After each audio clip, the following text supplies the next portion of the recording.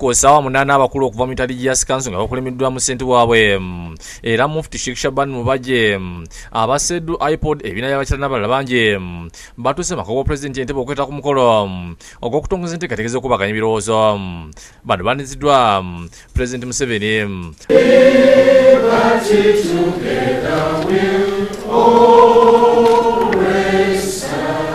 Mufti Mubajje yasooka okugenda n'alaga obwetaavu okubaganya ebirowoozo omuli okunyweza obumu n'okumalawo obukubagano n'okulowooza ku biseera by'eggwanga eby'omu maaso.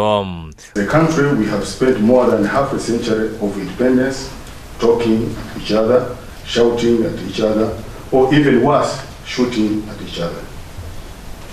The message from our consultations is that Ugandans know that collectively they can overcome this tortured history. Omulamuzi James Ogola nga yakiikidde akakiiko k'abakadde anokoddeyo ensonga 8 z'agamba zizijja okusibwa kwesira mu kubaganya ebirowoozo kuno. Muno mulimu enfuga ey'amateeka okumala obukubagano ku ttaka, obufuzi bw'ensonga ez'ennono n'ebitundu byabwe n'ensonga endala nnyingi. High time that we sat at the table to sort these things out, to see what's best to propel us into the next 50 years. Ategeeza nti okubaganya ebirowoozo kuno kujja kumala amakubo gonna agayinza okuzza eggwanga mu butabanguko. Today, Mr. President, we commission the first step of the process, which will lead to a healthy national conversation aimed at cleaning and cleansing the history. Ye President Museveni mu kwogera kwategeeza nti okubaganya ebirowoozo kuno kujjidde mu kiseera kirungi ng'abadde yakulinda dda kuba alina ensonga ze zibadde zimusiiwa ze yagaledde okwogerako ng'agenda kwesa omukisa guno. Mu zino mulimu omwoyo gw'eggwanga obwa Sseruganda ku lukalu lwa Africa, obukulembeze obw'ennono, obusosoze mu mawanga n'endala nnyingi. The pressure for me to be in a dialogue, especially with those people who have got different views. I've been dying for this.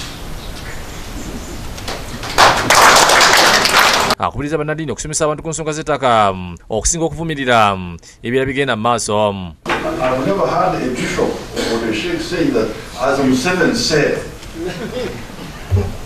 because I've been talking about this. Please, learn fragmentation. Learn fragmentation. I talk a lot. The ones who want to talk, sometimes they attack me, sometimes or they ignore me. Kyokka abadde okubagana empawanga Pulezidenti ayagala okumutangaza ku bimu ku bigenda okuteesebwako ng'ebimu ku bino byakutereezebwa oluvannyuma. But when you say citizen-led, then there's a constitutional issue. Who represents the citizens? My honor now to launch this process. Pulezidenti oluvannyuma atongoza enteekateeka eno ng'abantu ab'enjawulo abagenda okubaganya ebirowoozo bakusisinkananga ebitundu egiwerako okutuusa lwe kulibawo nga situmulo mu mwezi ogwokusatu omwaka ogujja. David Sekayombya yakusakidde eggulu eno ku lwa Bukedde TV.